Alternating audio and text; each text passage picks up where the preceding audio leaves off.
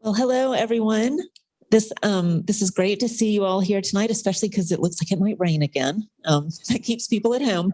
But thank you so much for being here. I'm Renee Rogers. I'm the head curator here at the Birthplace of Country Music Museum. We've got Scotty in the back, who's in charge of all the tech. But we are very, very glad to have Dr. Malcolm Smith here to talk to us about musician and luthier Albert Hash. Before we get into that, I have a few little housekeeping things to share with you. If you are with us via Zoom, please be sure that your microphone and your video are off, as that will help everyone's experience be a little bit better because it'll focus in on only the speaker.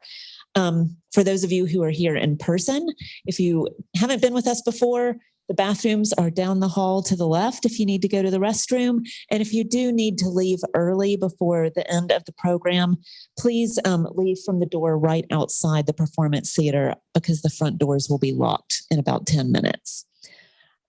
There will be a question and answer session afterwards. So you will have the chance to ask questions and to get more and more information from Dr. Smith. And if you want to ask any questions via Zoom, please put your questions in the chat and we will integrate those into the question and answer session. A survey will be sent out afterwards. That really helps us to improve our programming. So please, if you get that answer, please share your thoughts with us. We'd love to hear what you have to say. And then also you'll see that there's a display up here of books and stickers and CDs that Malcolm will have on sale afterwards if you were interested in any of those. And I'm sure that you could also convince him to sign the copy of his new book for you. So I'm sure that will be fine. One thing, for those of you who are regulars for our speaker series, we do these every month. As you know, we will not be doing it in September, though. We take September off because it's festival time and we are exhausted in September. So we take September off, but we will be back in October. So just be patient and we will be back in October. And then finally, as you all know, this is a free program. We try and do as much as we can at the museum for free and low cost programming. So if you feel so inclined, you can drop $1 or $2 outside in our donation bowl and we would be very grateful. But now let's get to the main event. And this is our speaker series, our monthly speaker series here in August with Dr. Malcolm Smith talking to us about renowned fiddler, Appalachian fiddler and luthier Albert Hash. Guitar building legend Wayne Henderson credits his entire career to the mentorship of Albert Hash. He was a true folk hero, says Henderson in the foreword to Smith's new Albert Hash biography. Born and raised near White Top Mountain in extreme poverty, Hash rose to become one of the premier old-time fiddlers in the world with the White Top Mountain Band, as well as building hundreds of much sought-after fiddles in his shop on Virginia's second highest peak. Dr. Malcolm Smith is a writer and banjo player who specializes in writing about old-time musicians.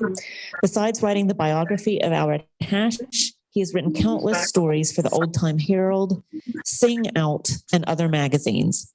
He has written recent features on banjo builder Mac Traham, 90-year-old banjoist Rhoda Kemp, Walt Coken, and Claire Milner, and many other musicians. So please join me in welcoming Dr. Malcolm Smith. Don't do that. I've been to these kind of lectures before, and a lot of times they suck. So I would never applaud until the guy talks, and then maybe you'll have a little of that for me. This is a picture, a very famous picture of Albert Hash. I like to call it the coat of many fiddles. Most of those fiddles he's wearing that he built. As far as we know, he built about 300 fiddles over his lifetime, maybe more, maybe less. He didn't number them. He just named them. And they keep popping up. I saw one last week that somebody came to Cliffsop, the Appalachian String Band Festival with, that came from Ireland and has been living happily in Ireland for many years. So his fiddles have traveled all over the world. How does one start to write a book?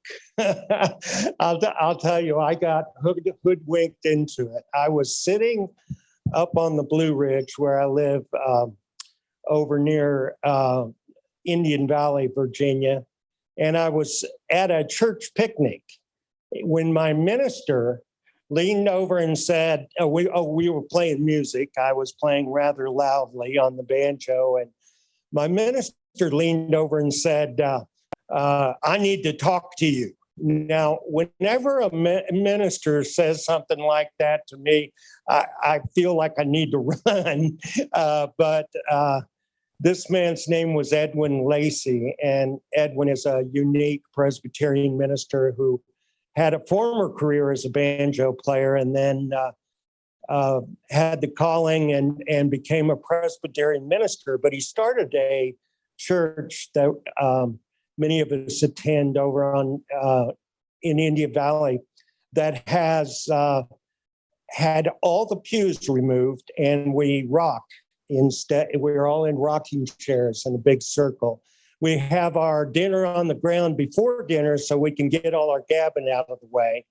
And Mac Trainum, one of the greatest musicians in the Blue Ridge area, is our music director. And we have old-time gospel music and drink our communion out of mason jars because, you know, if Jesus was a hillbilly, he would have used the mason jar. So I was at this church meeting and we were sitting outside and my minister leans over and says, I need to talk to you. And he said, have you ever heard of Albert Hash?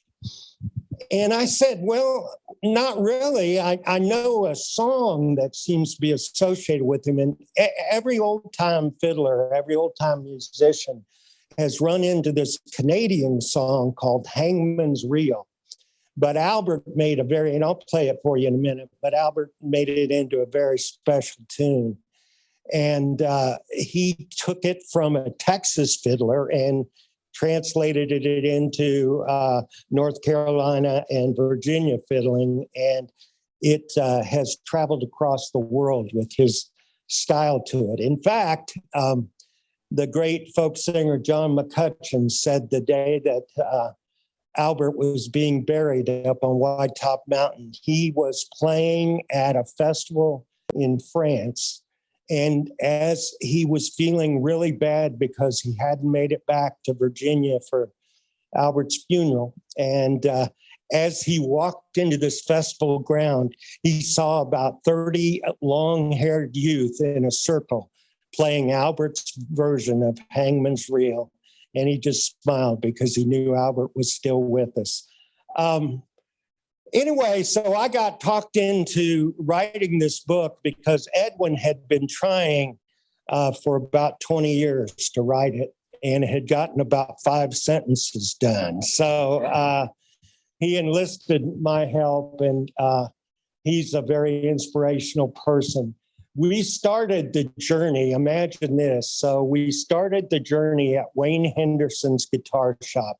Now, if you don't know Wayne, his last guitar that was for sale, because he only at this point builds them for very special people that he knows, but his last guitar that went up for sale on eBay sold for $35,000. And he lives up at Rugby, about halfway up White Top Mountain. And he allowed us not only into his shop, but into his home, and had us rolling on the floor for 3 days with laughter, with stories of Albert. And that's where we started. We recorded Wayne because, as I'll tell you in a minute, he's probably the most interesting person that was inspired by Albert, although there are certainly a lot of characters.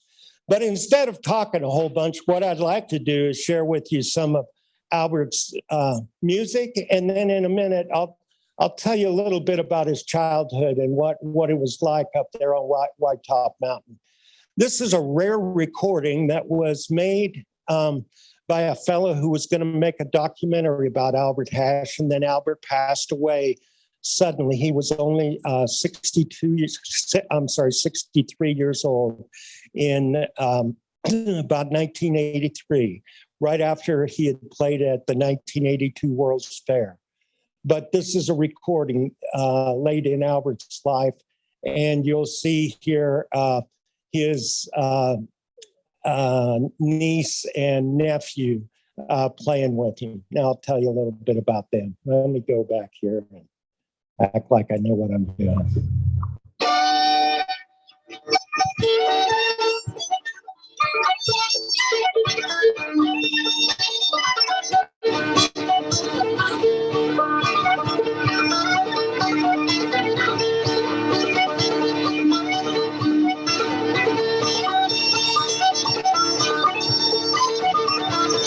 This is at Albert's home up on White Top Mountain where this was filmed.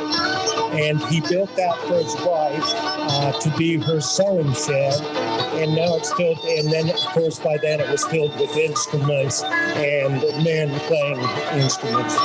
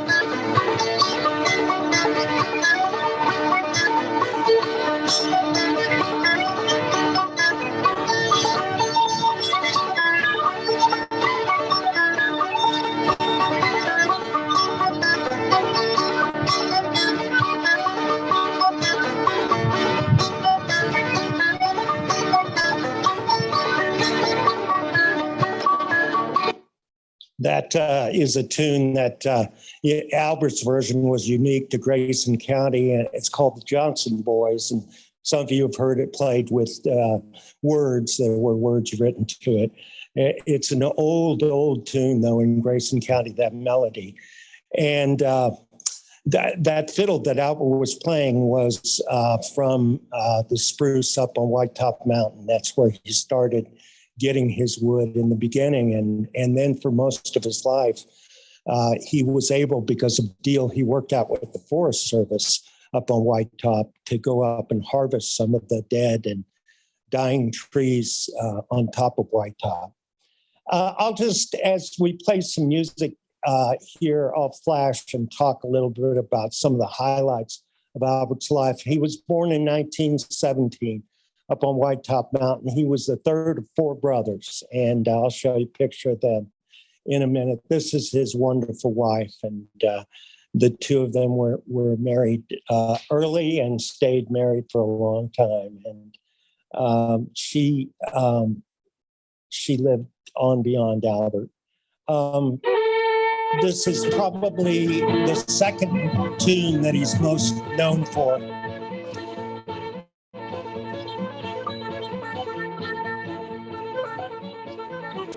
And it's Hangman's Reel.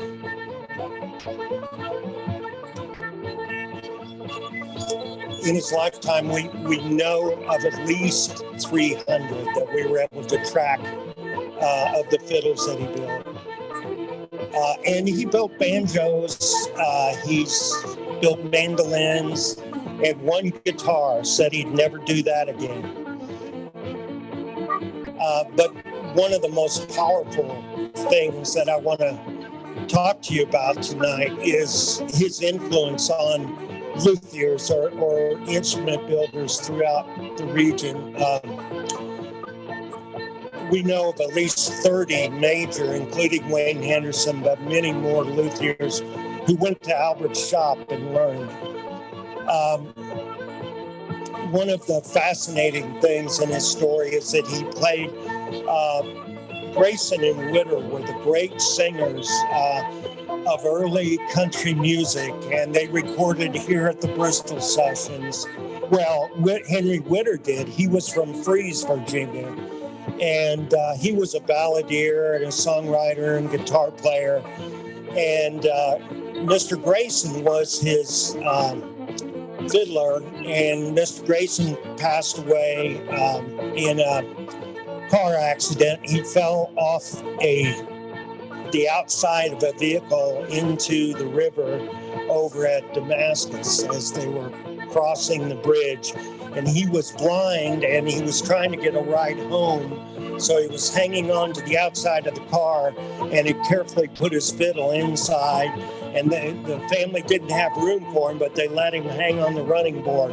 When they went over the bridge, he fell in and died. And I'll tell you a good story about how Albert met him. Among Albert's other accolades is he founded the White Top Mountain Band, one of the most famous of all the old time bands from Grayson County.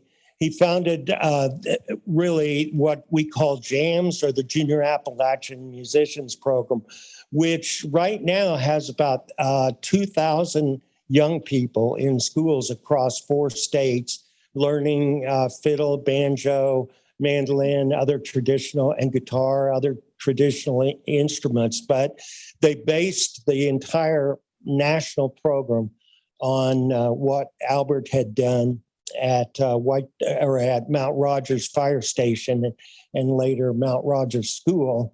And the 2 people you heard play earlier were influenced by Albert in that way. He played in his career in about 20 different string bands, so there are so many recordings. His nephew, Kilby Spencer, son of the great white top fiddler Thornton Spencer, gave me a collection of different recordings of Albert. And I don't know if this means anything to you. To me, it meant I had to go to Amazon and buy the largest disc I've ever bought, but it had 32 gigabytes of music. So you can imagine how many recordings Albert had made. Many of them were just people who'd recorded them, but he went into furniture stores when they were doing that, recorded those old vinyl records that you had to tape to a piece of cardboard to get to play. And we found a lot of interesting recordings that he'd done. In the book, it lists all of the recordings. And he recorded 3 albums with the White Top Mountain Band, which was probably his greatest musical accomplishment. And then, and I have copies of them here tonight.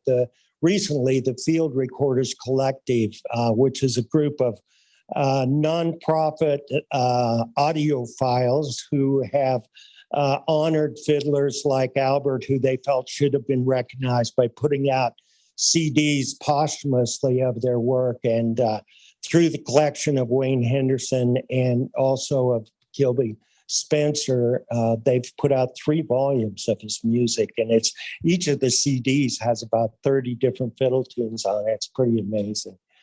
I think this sums up.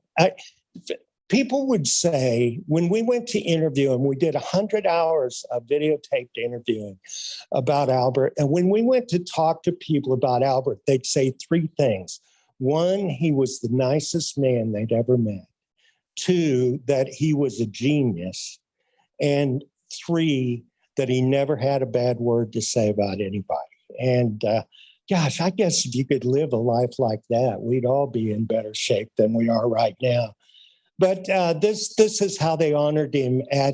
He's buried in Haw Orchard Cemetery, which is really right across the road and down the hollow a little bit from the state park, from Grayson Highlands State Park. And he's looking at the beautiful Haw Mountain. And I think Albert would have loved that view. It says a husband, father, friend, and neighbor. Albert made and played fiddles over 55 years. But this is what I love, this bit of poetry. If the wind on White Top Mountain sounds vaguely like fiddle music, it's most likely the mountains paying tribute to an old country gentleman. And I think that's probably true, that sometimes the wind carries Albert's music up on White Top. This is a view of not real good examples, but a few of the spruce that grow up on White Top Mountain. And Appalachian spruce in both guitar and fiddle manufacturing have been incredibly important. And Albert found this wonderful supply literally right outside his door and on up the mountain. And most of his life he harvested. He and the White Top Mountain Band had agreed to play a soundtrack for a forest movie that was made by the State of Virginia Forestry Department. And through that agreement, he and Wayne Henderson and the rest of the band, including the owner of the Galax Fiddle Shop, Miss Barr, they all were able to harvest for the Forest Service Appalachian spruce, and that is still going on for Wayne Henderson. He gets most of his tops of his guitar from this same group of spruce up on White Top. This is the terrain that Albert grew up in, and it is not only beautiful, but harsh and windswept, both in the winter. And this was what launched Albert. But let me back up for just a minute. So Albert was born in 1917. He was born into a family where his dad was working for the railroad. And he was doing the books for the railroad, but they gave him a club car to live in. So he rode the railroad and did their books for most of the year. And so the four boys and his mother rarely saw their dad. His dad, to all reports, was a very dapper man. His name was, and this will say something about the whole history of this area, the Appalachians. His name was Abraham Lincoln Hash. That was, and when you think he was born right after the Civil War, that's pretty interesting, I think. And about 1931 is when Albert first began to really play out. He built, but let's back up. The most important thing I think that happened in Albert's life was at the age of 7. Well, he had an uncle, a great uncle, who played the fiddle, and he was a raucous player. In fact, they say that he tuck the fiddle somehow up into his vest and play it.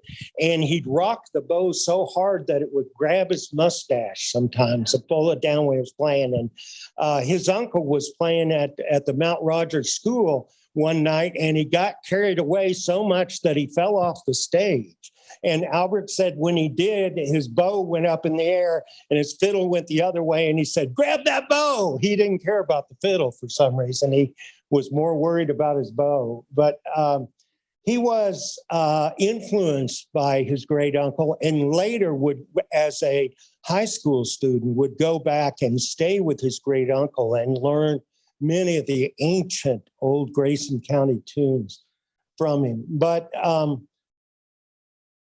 at the age of 7, a neighbor who the Hash family was working for. Now, you've got a mother and 4 boys, and they're hiring themselves out just to do any kind of labor that they can do to keep food on the table. They're collecting cherry bark for lozenges, selling to the pharmaceutical companies. They're collecting all kinds of nuts and berries and selling them.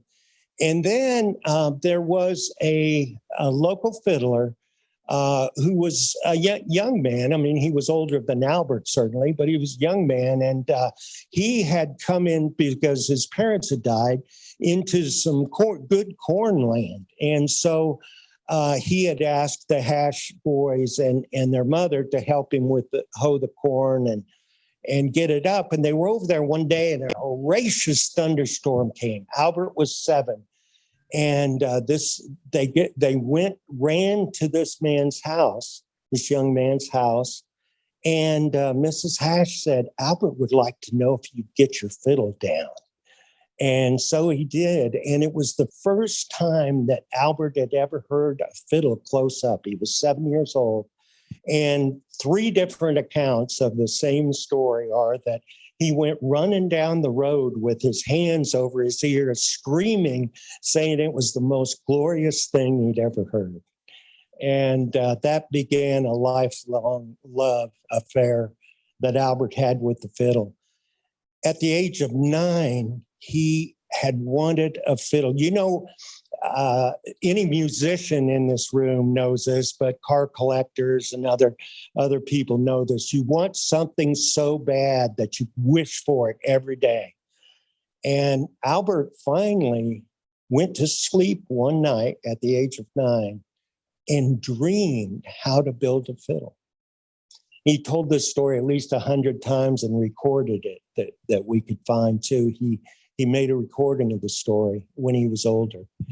But he dreamed exactly how to build a fiddle, and he went out to the barn and got the wood and assembled the wood, dreamed about, he had only seen 3 or 4 fiddles in his life. He dreamed about the dimensions, and he bent the wood for the sides, and then he didn't know about glue, so he used his mother's sewing needles to put the top down and put the sides on, and it all fit together perfectly. And then he took some screen out of the screen door, which he later got a paddling for, but he took some screen out of the screen door, and he whittled the pegs. He had begun at about 8 to whittle voraciously, and he'd whittle little animals, and he knew how to whittle the pegs. And he built this beautiful fiddle. And then he thought, I've got to have a bow. And so he went out, found some cane and shaped a bow. But he thought that the only kind of hair, because it's all he'd seen, that you could put on a fiddle came from a white horse's tail. And so he directed his 3 brothers, and they watched the only white horse they could find in all of Grayson County in their travels on foot was the postman's. And he delivered the mail on a white horse. So they watched him, and he had a daily routine of going to a local widow's house and parking that horse over lunch and going in and having lunch with the widow. And they watched him every day until one day he was in there. His horse was corralled in her little corral. And Albert got his 3 brothers inside, and he stood outside the corral, grabbed that horse's tail and put his feet up against a fence post, and his brother slapped the horse by the fanny, and off it took, and he got 2 big handfuls. And that was his first, and I'm no Wayne Henderson, but you should hear Wayne tell that story. And I think we captured his way of telling it in the book. But he took that and wove it into a fiddle bow, and got it all set up, and he was so excited, and it was just about dark, and he was sitting outside of his house right by the chopping block, and he had it all set up, and he couldn't get a note out. And there was a young man headed to a dance with a fiddle, and he saw Albert over there and he said, "Oh, I know what you need." He said, you can't do that without rosining the bow. You got to have some rosin and then it'll make a sound." And Albert said, "Well, I don't know where to get it." He said, "Well, I'll get you some at the dance and bring some back." And so he waited up till who knows what time. And this young man came back from the dance, good to his word, and rosined up that bow and took that fiddle, sat down on that chopping block, leaned back and played Soldier's Joy on it. And Albert cried. He couldn't believe it. He had built a fiddle that sounded great. That was the first of about 300. And from that day on, he just began to research. 2 years later, for his birthday, his dad came home and gave him two instrumental things. He gave him a store-bought fiddle. By then, they were selling them at Montgomery Ward's in the catalog. So he gave him a store-bought fiddle. And you know what Albert did? He didn't ever tell his dad this. Went home and took it apart to see what the bracing looked like, just so he could emulate it in the next fiddle he built. He didn't like the sound of that store-bought fiddle, but he loved to see what was inside of it. And the second thing he bought him, his dad bought him, was a Victrola.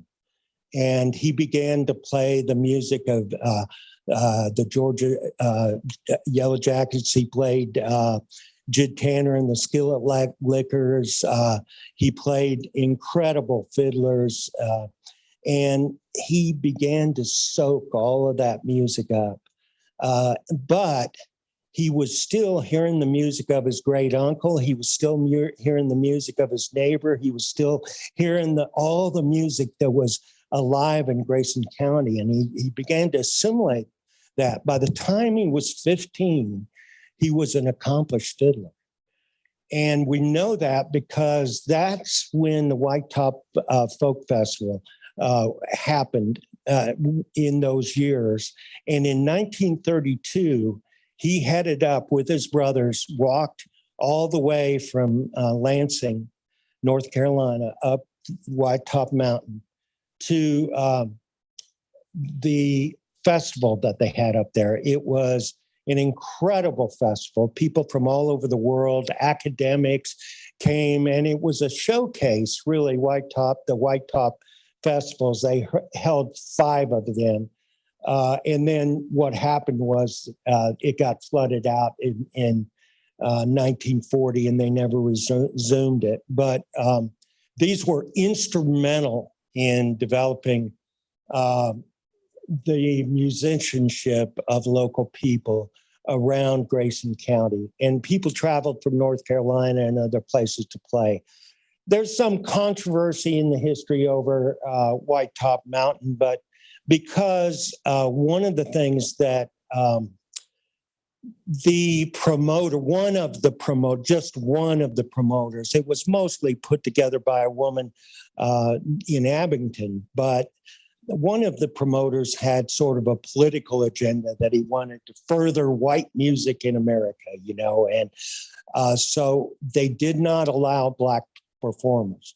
But this is a tradition, like it or not, in much of American old-time music, that Black performers had to find another venue. It was true in Asheville, where the renowned folklorist, had his festival at the same time. And so there's been controversy about White Top because of that. And I've often felt that Albert and many of the people who played there didn't get the recognition that they could have, because this era of controversy or shadow that surrounded another picture from White Top Mountain Festival in 1933. This actually, the man dancing there, and I'll play a little bit of this band's music. These are some folks from North Carolina that were in a pretty famous touring band and then just went to White Top to see if they could perform. But let me go back here just a second. I'll see if I can play. I've got a little piece of music here that, yeah. Anyway, the fellow you see dancing down there is later turned out to be Thornton's wife, I'm sorry, Albert's wife and Thornton's sister, Thornton and his sister's grandfather. And he won the dance competition 2 years in a row at the White Top Mountain Festival. And when he won in 1932, Eleanor Roosevelt was there to celebrate the festival, and she pinned a red or a blue ribbon on him, and he wore that on his vest every Sunday to church. And when he was buried with it. And he was a great dancer, and it just shows how that thread of music went through so many families in that area. The incredible musicians. This is Albert, a little bit older, at about 15, 16, with his brothers who were also musical. One of them, this fellow on the far left with the interesting stare, became a dancer and ran away with Ringling Brothers Circus and danced to some great renown around the country. And his other brothers were all very inventive and very interesting people. When they went up to White Top that year, two things happened. One is when Albert made the hike with his brothers up to the White Top Mountain Festival, got up there and saw the most incredible thing, which was about 25,000 people on top of White Top. Cars, horses and buggies, ox carts, all gathered up there. They had built buildings and cottages and a hotel up there. It was incredible. And when Albert got up there, on the way, he was embarrassed to carry his fiddle because many of the people in the church back then frowned on fiddles, and the fiddle music was of the devil in Grayson County, they thought. And so he carried in a gunny sack. When he got up there, not only did he play for a square dance as the lead fiddler, and Mrs. Roosevelt came over and congratulated him on a great tune, but a man walked over to him and said, "Would you come up in the trees and play with me? I like your playing a lot." And it turns out it was the great songwriter Henry Witter, who had been at the Big Bang recordings, incredible, and had just lost his fiddle partner. And he convinced 15-year-old Albert that he should, from that day forward, be his main fiddler. And he offered him a place to live, and he offered to let Albert drive the car, although Albert didn't know how to drive. And so here he was for 3 years living in North Carolina, in Mr. Witter's home, and driving Mr. Witter to all of his engagements, and then playing a fiddle that Henry Witter gave him. Henry Witter was from Fries, and he worked in the mill over in Fries, and he began his singing career just singing outside the mill every day. And then he would have singing parties at his house.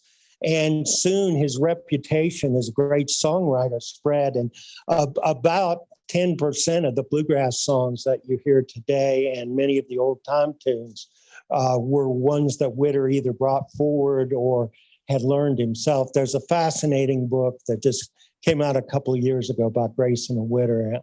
I'd highly recommend it. And it talks about Albert's time there. An interesting aside is that Albert had been, since he was about 16, he'd been on a search for a tune that his grandfather had told him about, and he'd never heard it. It was called Nancy Blevins. And Nancy was someone that his grandfather, who was dressed in a dress, remember how they used to dress boys in dresses? Right after the Civil War, he heard in person Nancy Blevins and danced to this tune that Nancy Blevins played, named Nancy Blevins. She named the tune after herself. It turns out that she was a very popular fiddler over in that area and played for a lot of the springs and the healing resorts that were around that area.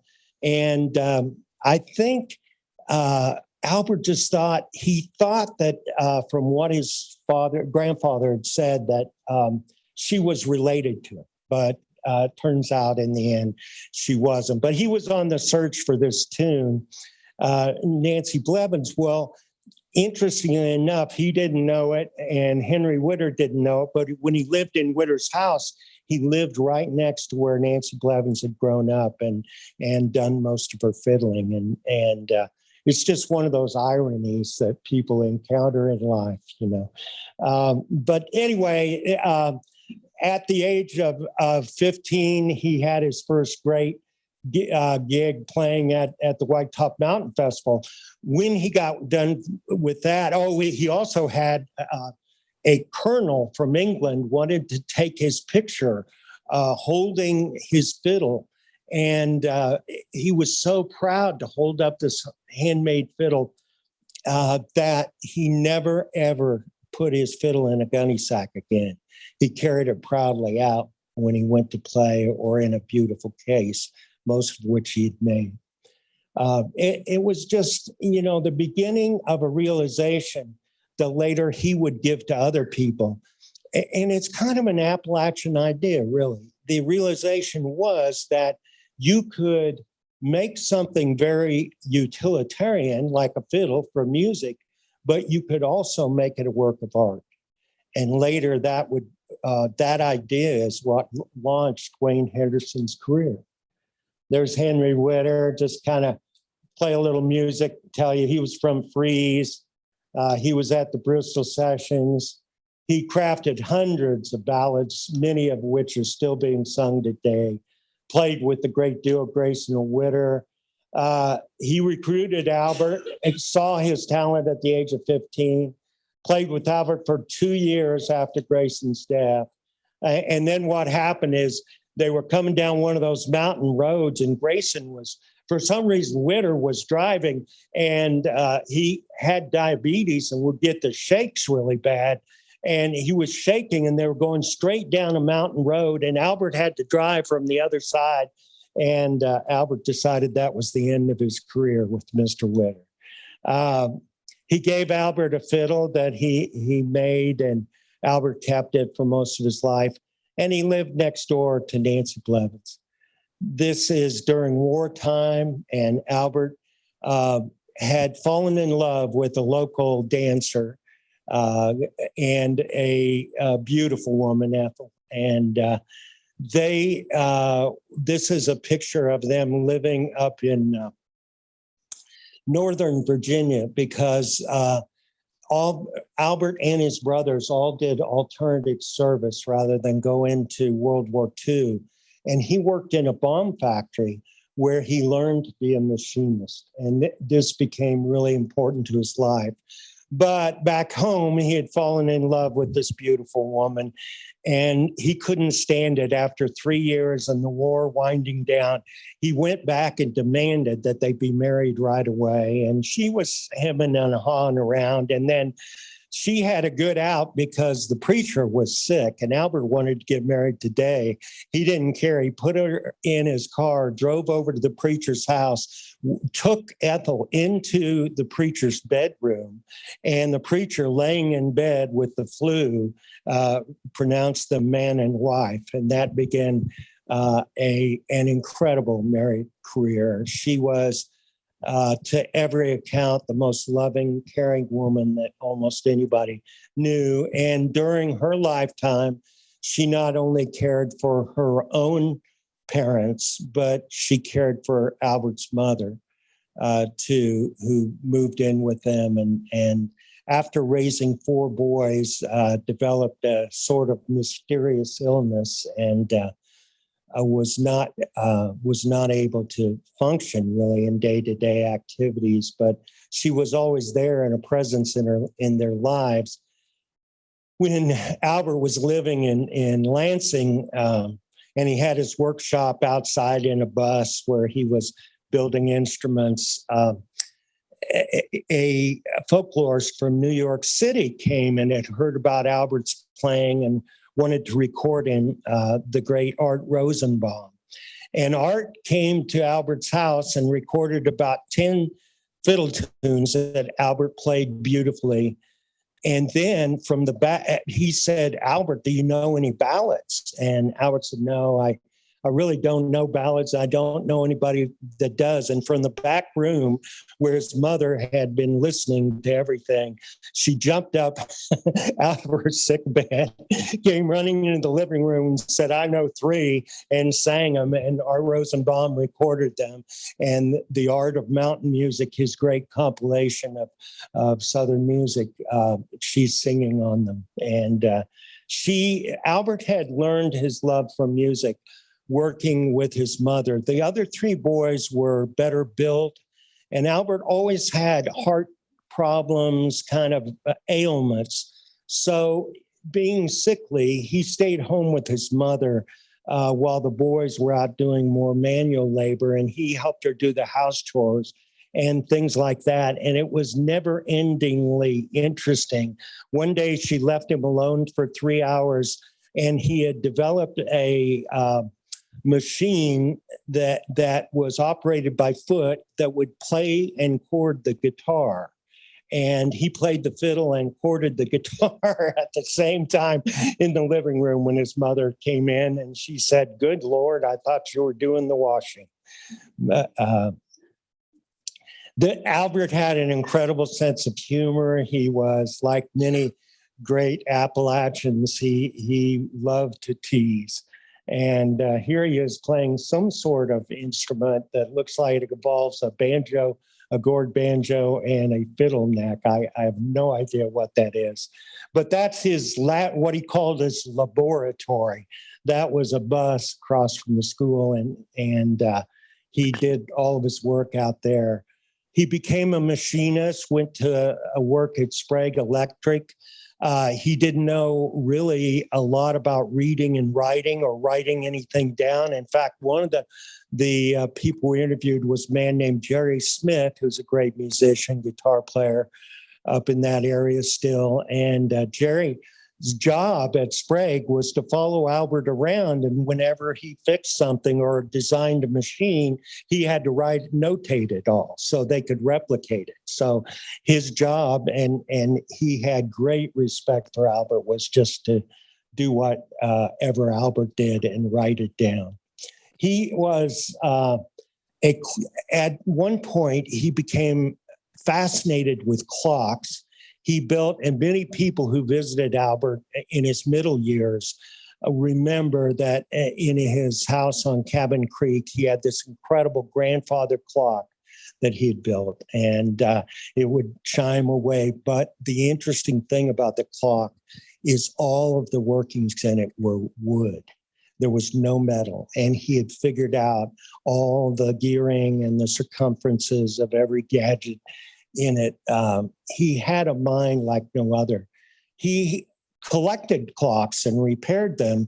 And one time, Alan Lomax had visited, and he remarked in his notes that this man has too many damn clocks, because at one point Albert stood up and said, Ethel, it's time to wound the clocks. And he walked around the room for about 15 minutes winding all the clocks in the middle of a fiddle session. Albert married Ethel. They moved into their own home up on White Top Mountain. It was really the family place. And he began to build fiddles in his shop, but he also began to raise two daughters. And the one that really took to Albert, and some of you are familiar with her, is Audrey Hash, who also, like her father, became a musician, a fiddle builder, a dulcimer builder, and taught many, many talented people like Albert did how to further their careers in building instruments. This is his brother-in-law.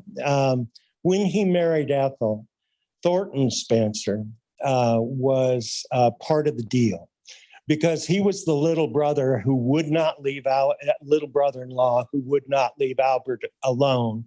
And he practically moved in with him. He was about 15 and hungry for somebody in his life like Albert, who had so many interests and so many things to do. And Albert just took him under his wing.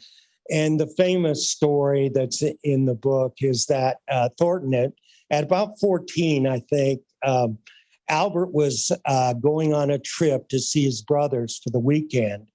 And Thornton just kept looking longingly on the wall at this fiddle that Albert had built, hoping one day he'd get to touch it, because Albert had been teaching him guitar. Of course, later Albert said Thornton was the best young guitar player I ever met if we could just get him to change chords. And so he would had perfect timing and rhythm, but he couldn't remember when to change the chords.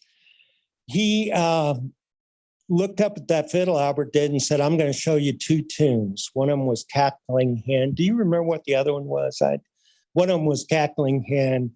And those of you who ever heard Thornton play with the White Top Mountain Band know he started every concert with that tune. Anyway, Albert showed him carefully the first parts to both those tunes and left. And Thornton just sat there with that fiddle screeching and scratching. He was going to learn them, by God. For 48 hours, he played that fiddle. Finally, his sister sent him out to the grain bin to play because she didn't want that screeching in the house. But when he got back, Albert was so impressed. He learned the first part of both those tunes, and it became the greatest musical collaboration, I think, of any family in Grayson County. They played and played and played for years together and loved each other. And then at one point, Albert said, "I think I taught Thornton too well," because Thornton was starting to beat him in fiddle contests around the state and the country. Do you guys mind just playing a tune for a minute and sharing one of Albert's tunes from maybe the early years? I know that's kind of on the spot, Rita and Greg. Is this of interest to you? Are you all doing all right? You're so damn polite. I can't. We'll hear one. What do you got, Rita? Can you think of something?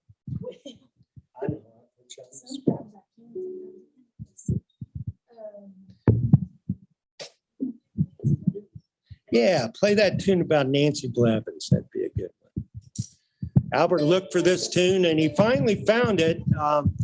A local musician who he was related to in Grayson had learned it from his great-grandfather.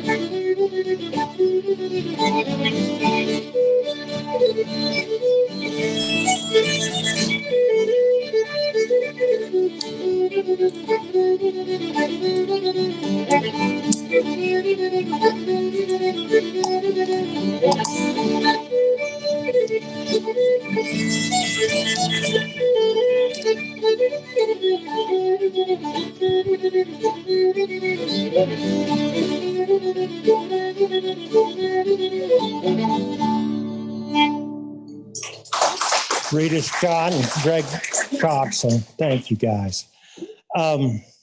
Those of you on Zoom, I just want to remind you that if you have some questions, feel free to type them in and let the folks know here, and we'll take questions in a few minutes. What time is it getting to be? In true mountain fashion, I left my watch at home. Okay, 7:56. Okay, we're doing good then. Just where I wanted to be. So we have to talk about this guy. Are all of you familiar with who Wayne Henderson is? He's one of a National Heritage Award winner and one of Virginia's great treasures up at Rugby. I'll play a little bit of his music while I'm talking. He built his first guitar at 15, and I want to stop right there. Oops. Wayne built his first guitar at 15, which is very similar to what happened to Albert. And like Albert, he didn't have all the necessary tools and resource, but he still built a guitar. He had only seen one guitar and gotten to hold it, and he got the hunger just the same way that Albert did, which is fascinating to me, that young boys and young girls sometimes get so enamored with something, they just have to have one. And in the Appalachian tradition, you don't buy one, you build one. And so Wayne stole the drawer, the bottom dresser drawer out of his mother's dresser, snuck it out to the barn, took the two pieces of wood on the bottom and sanded them real good, matched the sides, took some of the other pieces of the dresser and bent them over a steam on a wood stove in the barn, and actually built a pretty good looking guitar that played just based on seeing E.C. Ball's guitar. The problem was he used the only glue that they had in the barn, and in about a day of him having put it all together, it just sprung into about 25 pieces. His dad came out to the barn and saw Wayne crying and didn't know that he'd been out there building a guitar. And his dad was a fiddler and a local musician, the Goalie Jumpers. He was renowned player. And he said, hey, I know somebody. I know somebody who can help you with that. So he put Wayne in the truck with him, and they drove over to Albert's house. And when it was in East Lansing, and they took him to, he took him out to the laboratory and showed him all around. And then he reached in his desk and pulled out this fiddle. And I believe it was the same one. That beautiful fiddle that he was playing in the first little video I showed you about. But he pulled out that fiddle. It had a parrot head on it, and let Wayne hold it. And Wayne said he could not help but cry, because for the first time he saw something practical like a fiddle that was also this incredible work of art. And it just triggered something in his brain, that something so beautiful that could give you music, yet so practical, could also be so beautiful to behold. And Albert, after that, and he asked Albert to play it, and Albert played him several songs. And then he took him out to a shed where he had a bunch of wood, and he found this beautiful spruce door and gave it to Albert, and gave him a bunch of other wood, gave him books, gave him specifications and measurements, gave him a catalog where you could order abalone to put in the dots.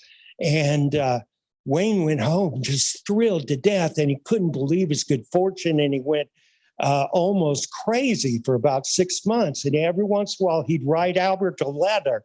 He was only down in Rugby, which now would take you about an hour or not even that, maybe 40 minutes to drive because of that road, 58 going up White Top Mountain. But a letter was quicker than getting his dad to drive him anywhere. So he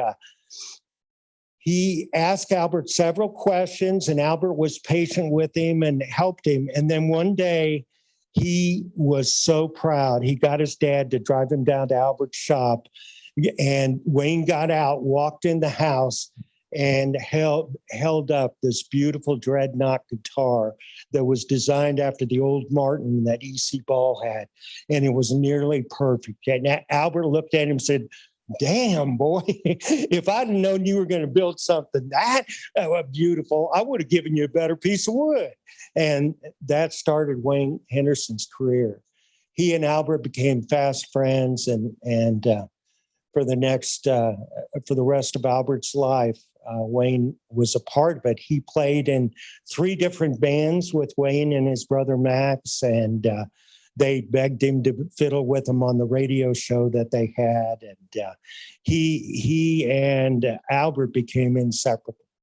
And he loves to tell stories about Albert because Albert influenced almost everything he does. In fact, whenever you see Wayne in his shop shaving the back of a spruce top, you'll see Albert's pocket knife in his hand, and he still uses it on every guitar he makes. Anyway, he built his first guitar at 15. He was tutored by Albert. He produced over 800 instruments Wayne has so far. Of course, he won the National Endowment Heritage Award, renowned fingerstyle guitar picker. He's the subject of a best-selling book. He learned how to play his unique style from E.C. Ball, watching him. And he's played Carnegie Hall and countless other venues. It's Wayne Henderson, and he swears it would have never happened without this man right here. Albert began, after he raised his 2 daughters, he began to take music very seriously again. And he began to wind down his time at Sprague Electric and he worked for another electric company for a while. But he still managed to keep up that work. He had hilarious, times at both places, and he was known for his sense of humor. And he saw that all the big wigs, he had a little place in a machine shop that was kind of down in the basement of Sprague Electric, and all the big wigs had big wooden signs carved into them, human resources director and their name below it, and CEO.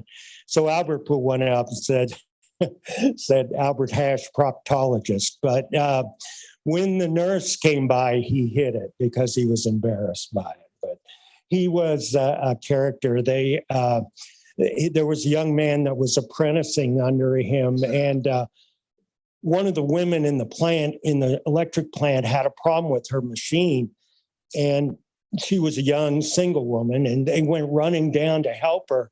And Albert introduced his protege, and they helped her and got the machine running. And then as they were walking back, he said, Albert, do you think I should ask her out? Do you think I should ask her out? He was so excited. I think she's the one. Do you think I should ask her out? Albert said, well, I don't know. Tonight, when she and the kids and I sit around the table, I'll ask her if you can go out with her. Well, he didn't know her from Adam, but he scared the dickens out of this young man.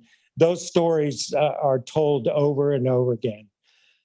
So in the 1970s, early 1970s, this beautiful woman, sitting by Albert there, Emily Spencer, came into their lives. She married his brother-in-law, Thornton. She was a song collector from Northern Virginia who had come down to write a paper about some of the ballads in Grayson County. And she met Thornton, and at that time, he had just come back from the Air Force, and his cousins declared that he was a young Elvis, and she fell madly in love with him at a pickin' party and freeze, and the two of them became integral to the sound of the White Top Mountain Band. Thornton loved them both dearly, and he was there playing music for their wedding.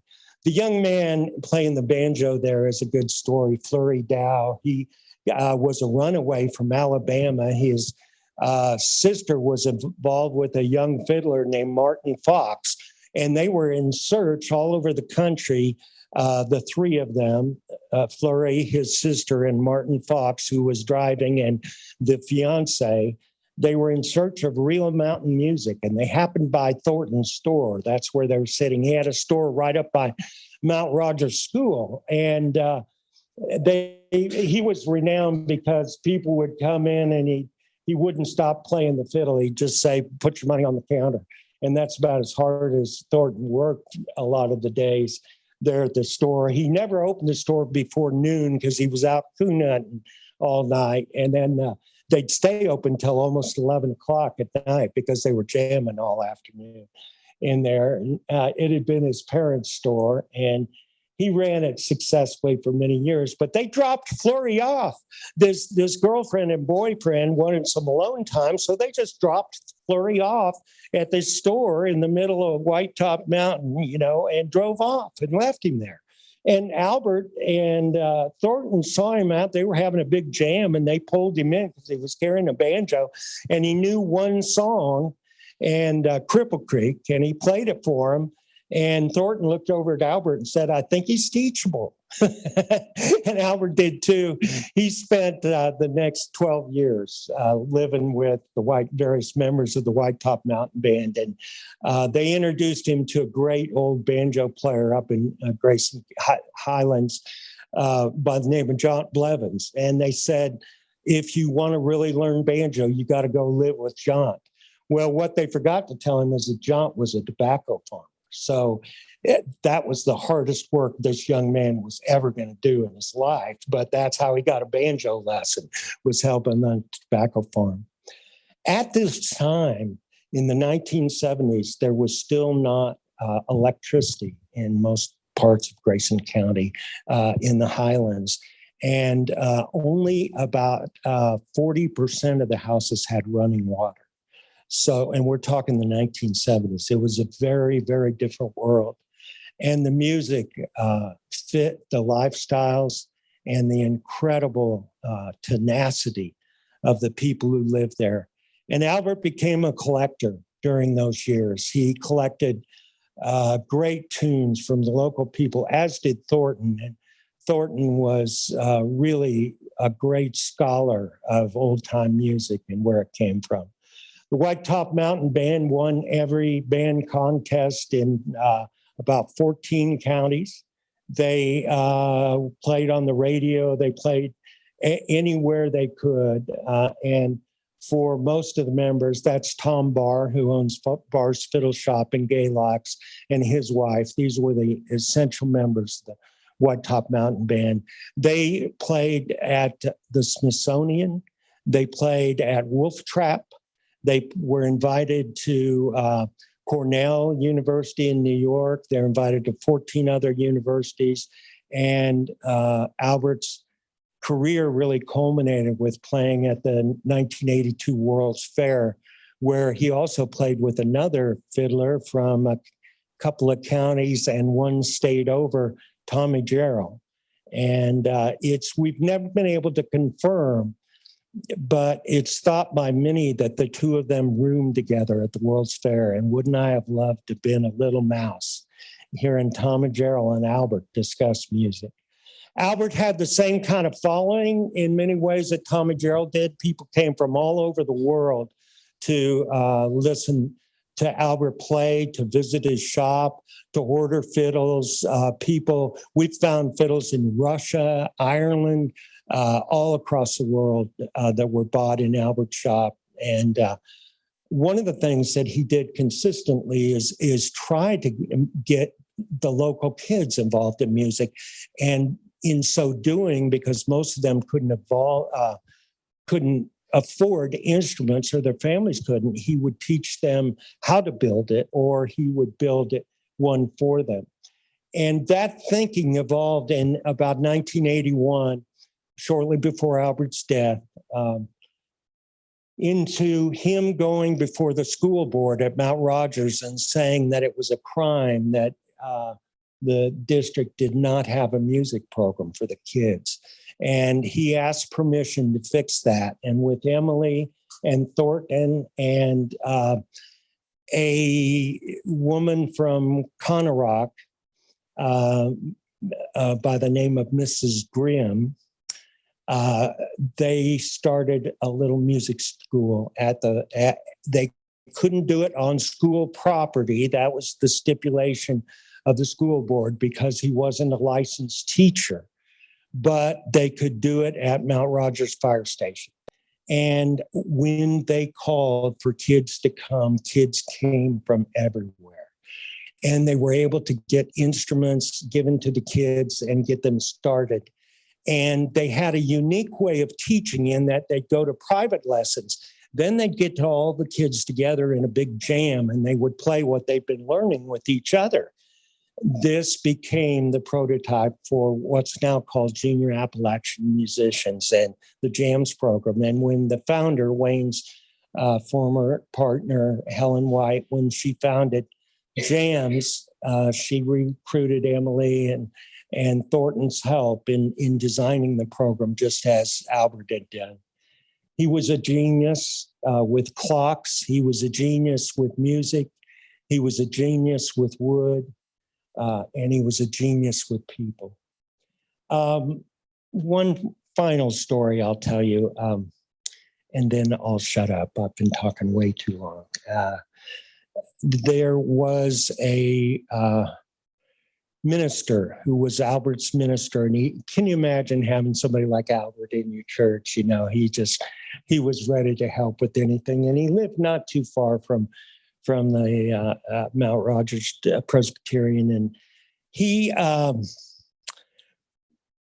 was having a tough time. He had come from Philadelphia, this man, to be and been given the service by the Presbyterian Church to serve the people of the mountains. And they gave him two country churches, one on White Top and one over in Conner Rock. Well, as you know, during that time, the 60s, 70s, 80s, churches all over the world were raising money for the Appalachian cause. You know, we were going to get these children schooled and get them clothed right and teach the girls how to sew. And so they were always raising money, and there was a considerable amount of money coming in to these two parishes. And the two churches got in a fight over it. And Walt the Messick, the minister, just couldn't take it. It destroyed his faith to see people so money hungry and so money grubby. And so he called Albert to his house and said, "Albert, I've lost my faith. I don't think I can go on." He said, I don't know what to do.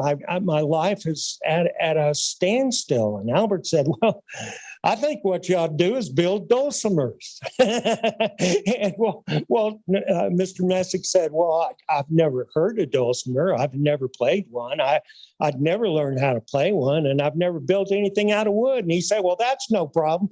Come on over to the house next week." And for 3 months, every day with Audrey and Albert, he learned the tradition of building mountain dulcimers. And Walt Messick passed away recently, and he had just built his 1,000th mountain dulcimer because of Albert. And that's the kind of man that he was. You know, he had this expression, and Rita heard him say it all the time. Rita, I think I'm the last leaf on the tree. That's just the way I am. And, you know, I came to understand that what he meant by that is trees fall in the fall and they come down and they fertilize, you know, and then great new trees grow out of it. And I think that's what we've seen in the life of this great Virginian.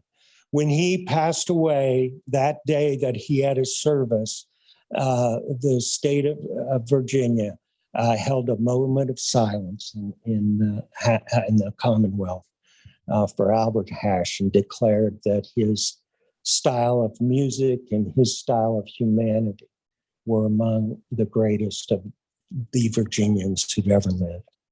And I think so.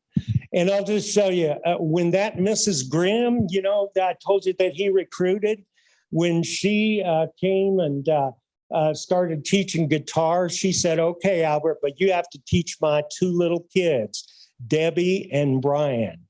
And Debbie and Brian became, with Albert's tutelage and help, the Conner Rock Critters, who became one of the greatest old-time bands in the United States. And I think it's fitting to close.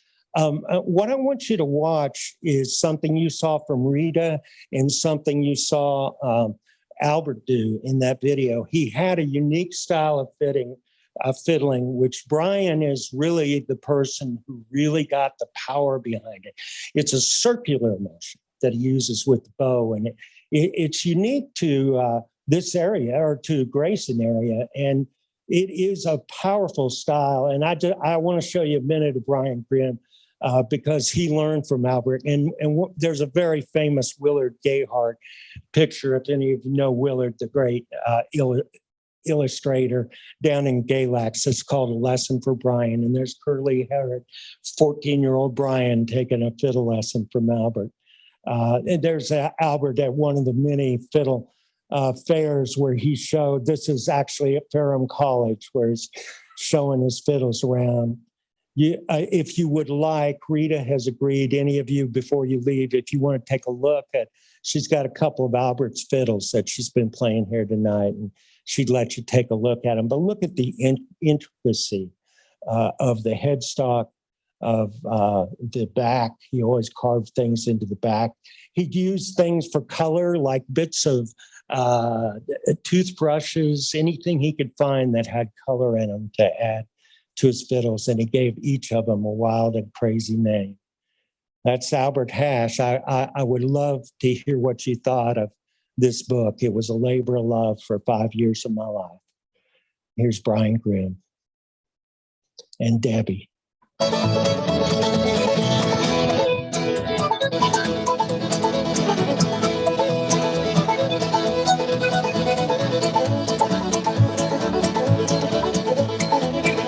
These are all tunes that Albert taught him.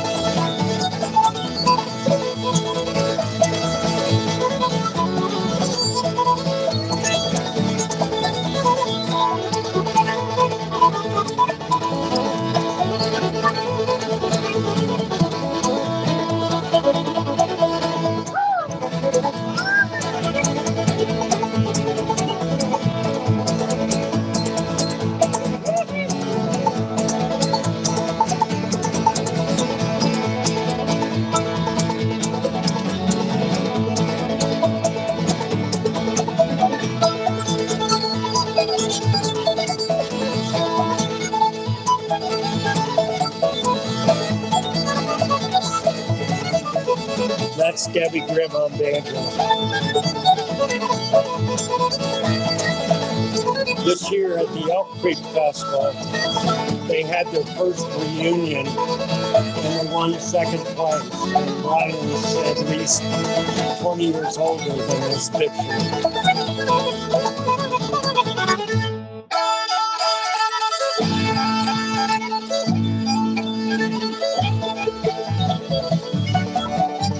I think you see Albert's power and passion in full glory.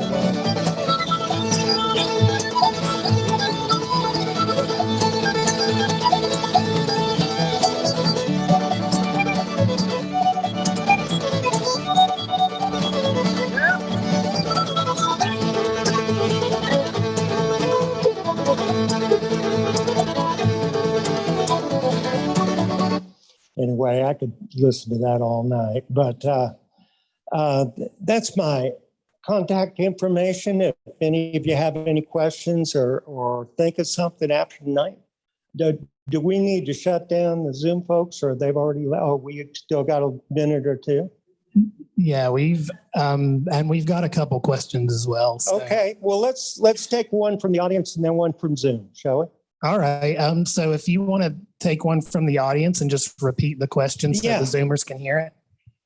I guess I'm an Albert Hash scholar now, so anything you want to ask about any part of his life, the times. I guess I told it all. Well, so the first one from the Zoom is, first I had a couple different people say it was a great presentation and they were loving it. And just so everybody knows, I'm just learning to use this spotlight. It's new, so it's crazy. It's like a weird video game. But Teresa Burris asks if there is any chance that you will make a documentary on Albert, and also what is your next research project? Oh, great. She's my former professor. So. You're on the spot. Yeah, Teresa. No, we looked at making a documentary, and the problem is there's just not real good footage that's available of Albert due to the location, the remoteness where he lived, and trying to dig up footage from festivals is really hard right now.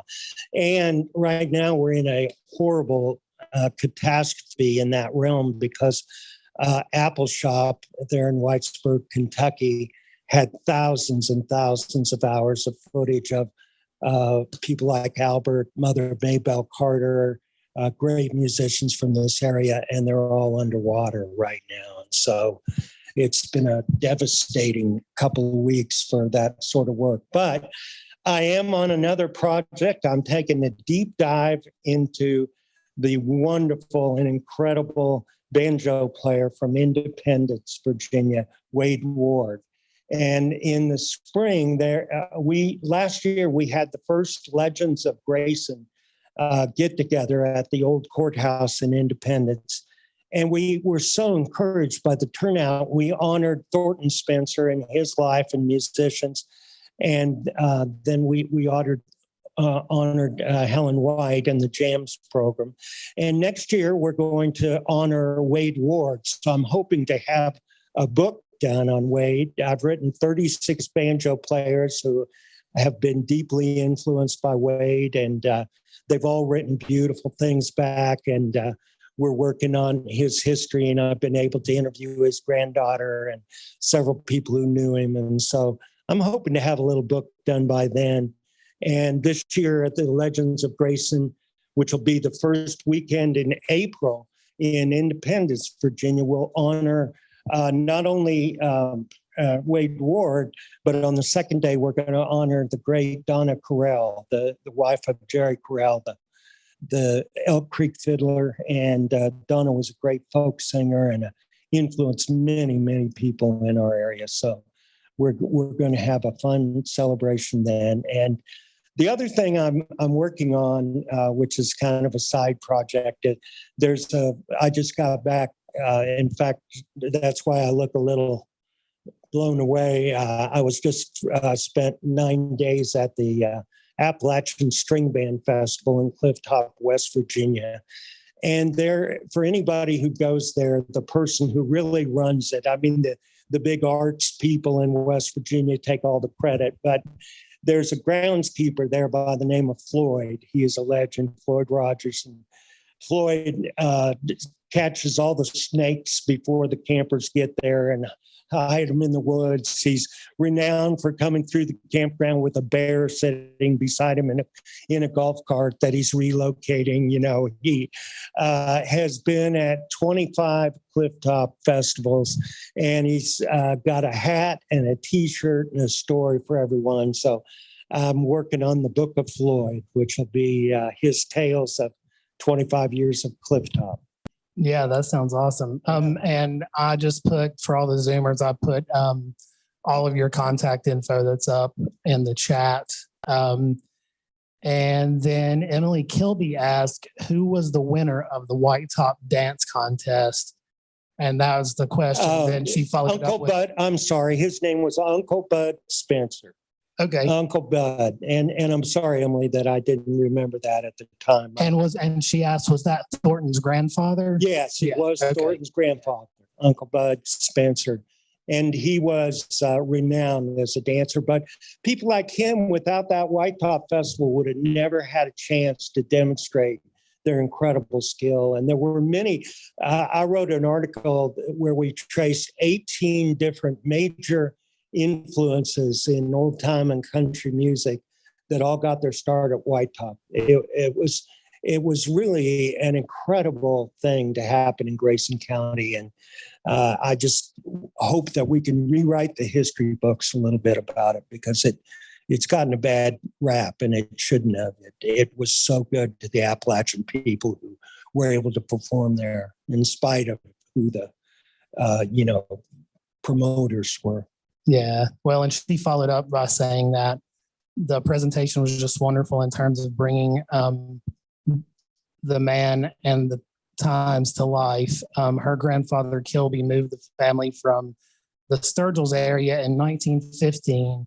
So her family was not as aware of these cousins' wonderful musical contributions. Oh, and I just want to say, Emily, the Sturgills, Dean Sturgill, who just passed away, was just one of the most important people we interviewed for the book. He, as a young boy, had hiked over to Albert's house every time there was a jam going on. He and his brother would hike over, and he wrote an incredible poem about one night hiking over to Albert's house. I mean, I'm talking about hiking over the top of White Top Mountain down to where Albert lived from where he lived. And they got there, and it just started pouring down rain, and they were scared, and they ran in the house all wet. And Ethel, of course, Albert's wife, had them take their clothes off and dried them, good, and gave them some Albert's clothes to wear. And they sat and listened to this music all night.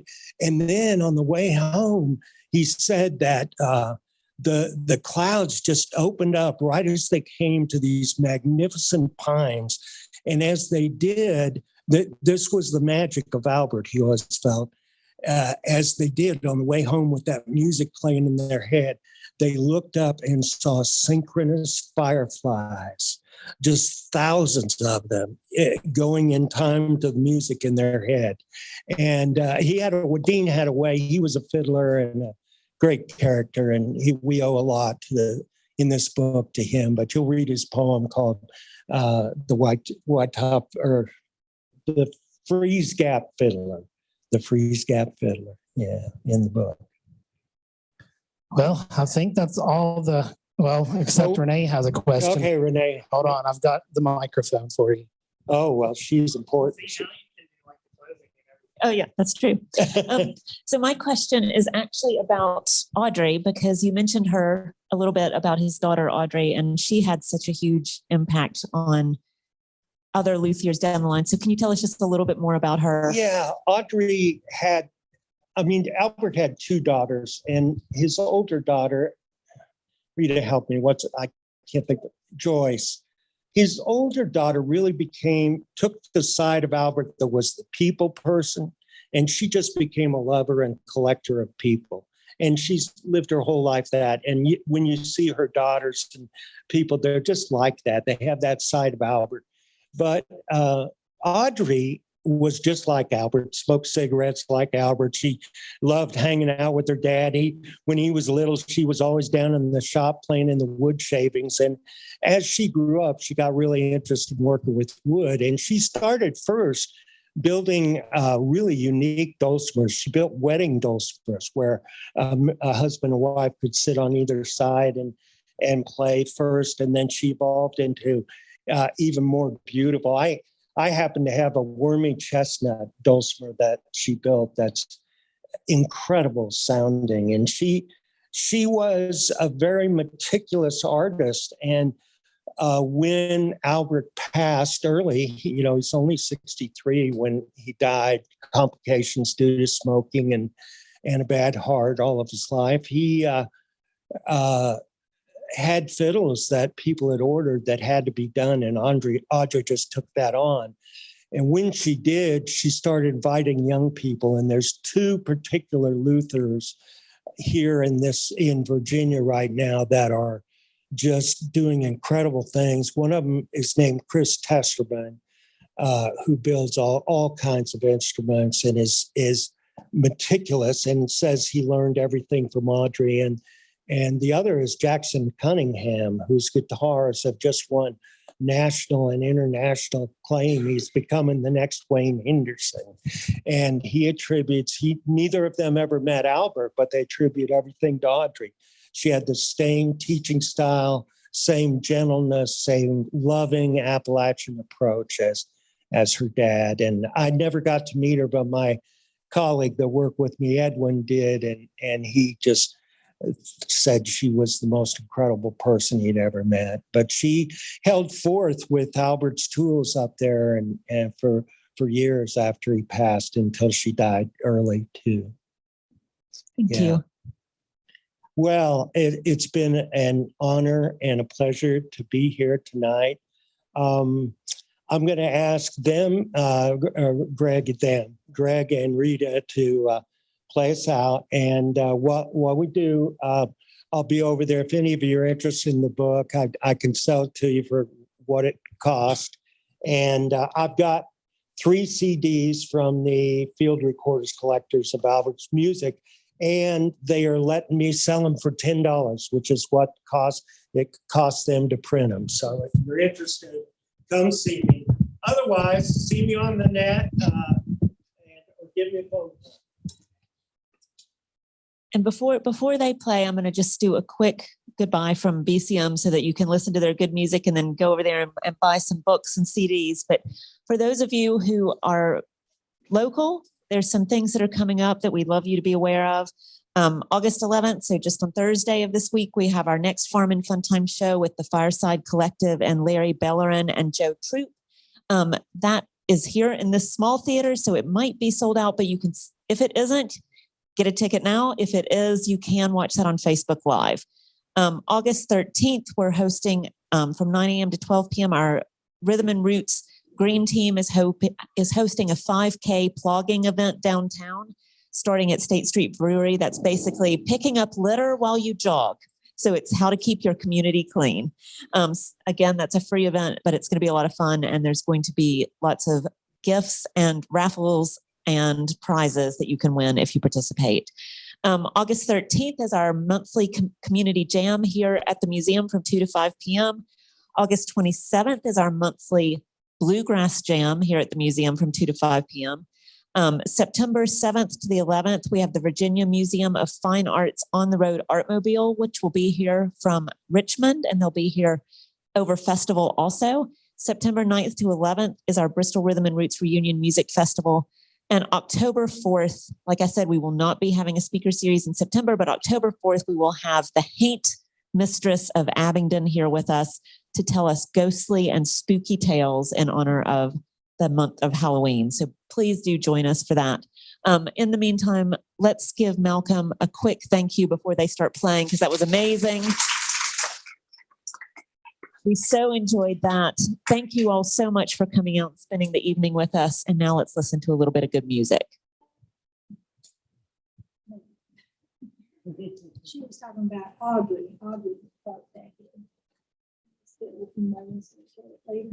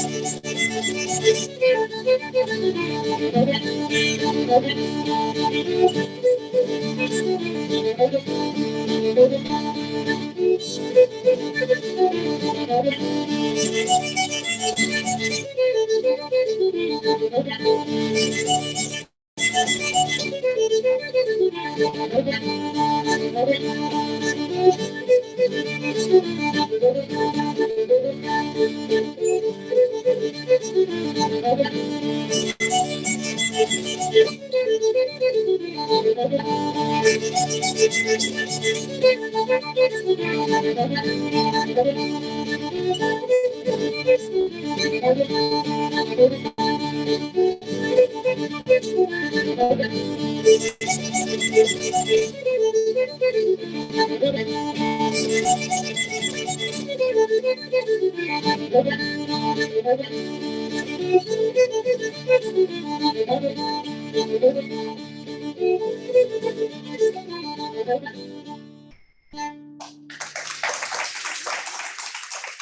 got